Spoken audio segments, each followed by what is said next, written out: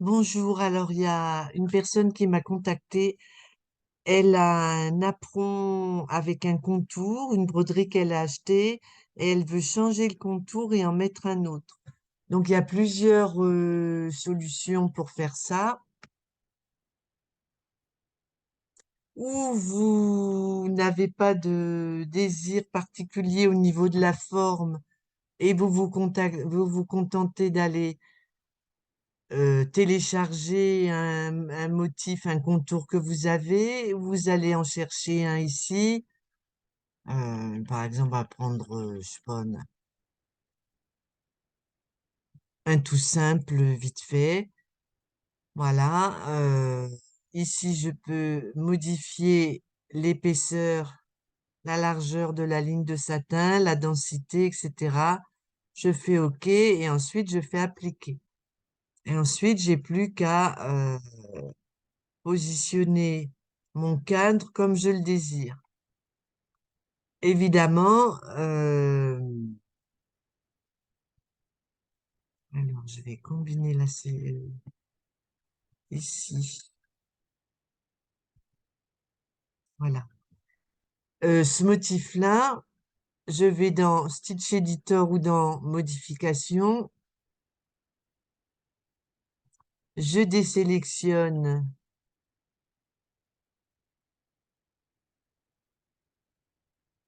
les couleurs.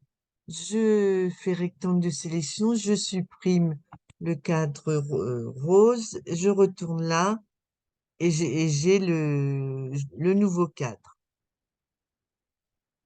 Encore faut-il que vous ayez ou dans vos trésors un,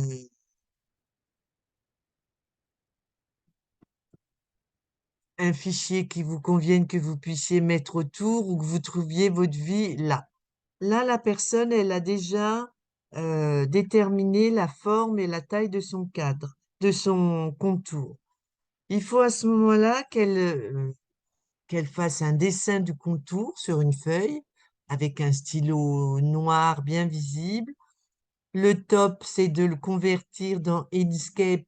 J'ai mis une vidéo sur le groupe en image SVG. Et ensuite, je vais aller dans Créer, Digitizing,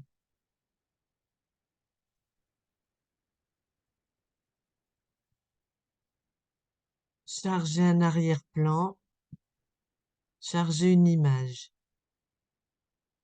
Je prends mon image SVG, donc je l'ai prise en photo, je l'ai rangée quelque part sur mon ordinateur et je vais la récupérer. Ici, ça se complique parce que ce qui serait bien, c'est de pouvoir sélectionner son cadre. Admettons que mon motif ça fasse 140 par 200, donc je ferai un 24 par 15, et puis je rentre les dimensions de mon motif. Je peux rentrer que la largeur ou la hauteur. Je fais terminer, voilà.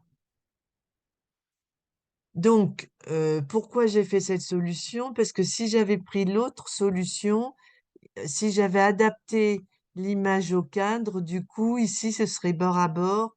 Et quand je vais faire, comme c'est un motif qui va nécessiter une bordure de satin ou une ligne de satin ou... Ah, je trouve plus le mot. Je vais le lire là. Voilà, une colonne de satin. Il faut que j'ai de l'espace, sinon je j'aurais pas je pourrais pas le visualiser ici. Alors, je recommence. Je suis là. Parce que du coup, je vous explique plein de trucs, mais ça vous noie plus qu'autre chose. Digitizing. Je vais chercher la photo de mon contour que j'ai tracé, que j'ai converti en image SVG.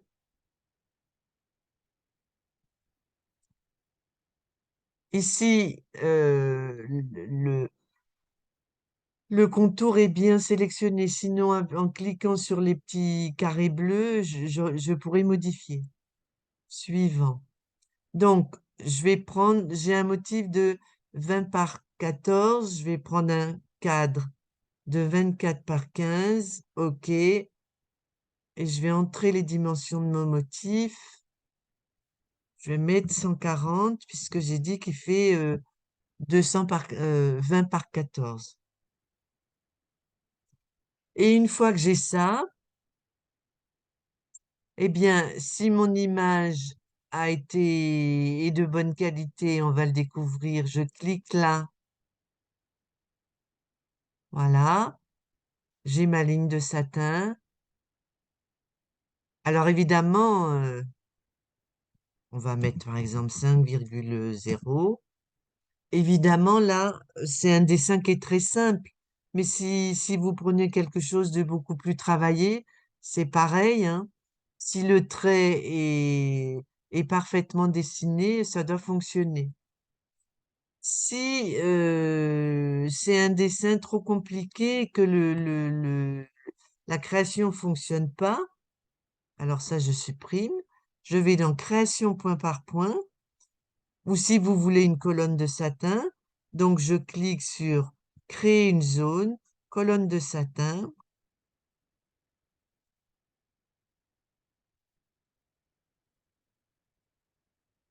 Et la colonne de satin, on fait des points qui s'alternent comme ça. En bas, en haut, en bas, en haut. Je suis même pas obligée de les serrer autant. Voilà, évidemment, je vais pas faire tout le contour. Je clique sur Entrée. Je regrossis et j'ai plus qu'à retravailler. Alors, c'est sûr que quand on fait une création point par point, on a beaucoup plus, une création rapide, on a beaucoup plus de chances que ce soit. Là, il y a du boulot, hein, quand même.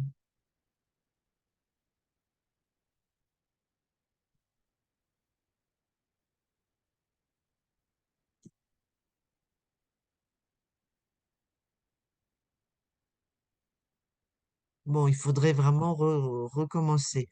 Si j'arrête mon travail en cours de route pour une raison ou pour une autre et que je veux reprendre, je clique, je fais créer une zone et là, ça vous indique le, le dernier point. Donc à ce moment-là,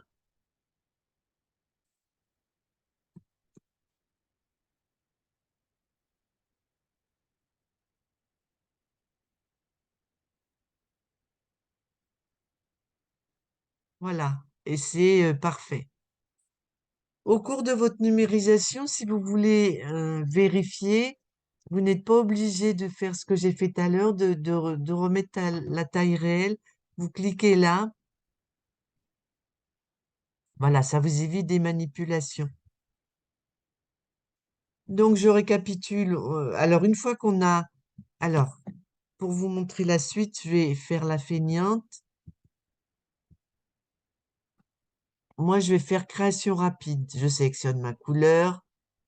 Je clique. Je sélectionne Quick Stitch. Je clique. OK.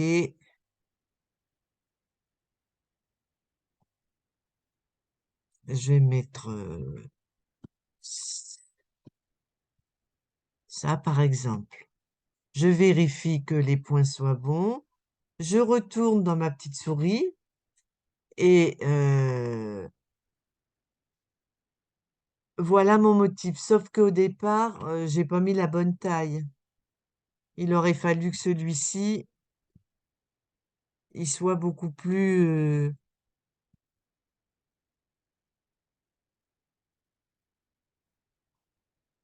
j'aurais dû partir du motif de celui-ci. Donc le bleu, il se met automatiquement au centre. Si vous avez un doute, vous faites Accueil, vous cliquez ici. Celui-là, vous le mettez bien au centre, vous cliquez ici. Vous voyez, ça a bougé. Et donc, je fais la même chose que tout à l'heure. Je reclique sur mon motif.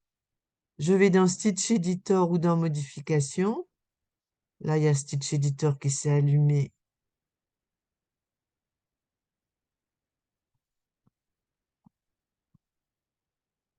Alors avant, je vais faire color sort.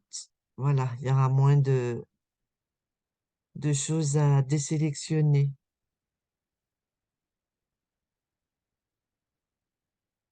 J'enlève tout sauf le rose. Rectangle de sélection, je sélectionne, supprimer. Je retourne dans ma petite souris verte, terminé. Et voilà mon apron avec un autre contour. Ce contour, je peux, ici dans le film strip, commencer par lui ou finir par lui. Voilà. Si vous voulez combiner le motif, vous faites combiner, combiner tout, et on peut refaire éventuellement. Voilà. Et maintenant,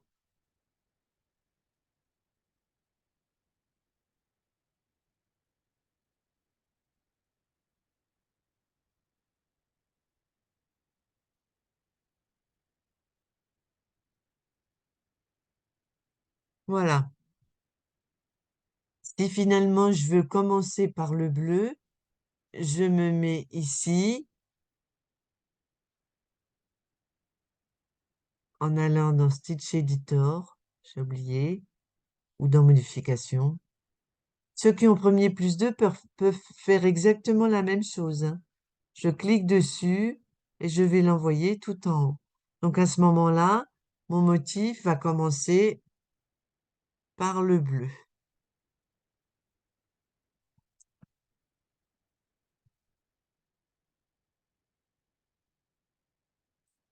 Donc j'avais un contour comme ça. J'ai pris une photo, je l'ai envoyée dans Stitch Edit, dans mon ordinateur, etc., etc. Je vais pas vous refaire l'historique. Voilà, j'espère que la personne qui avait un problème, ça pourra l'aider. Au revoir.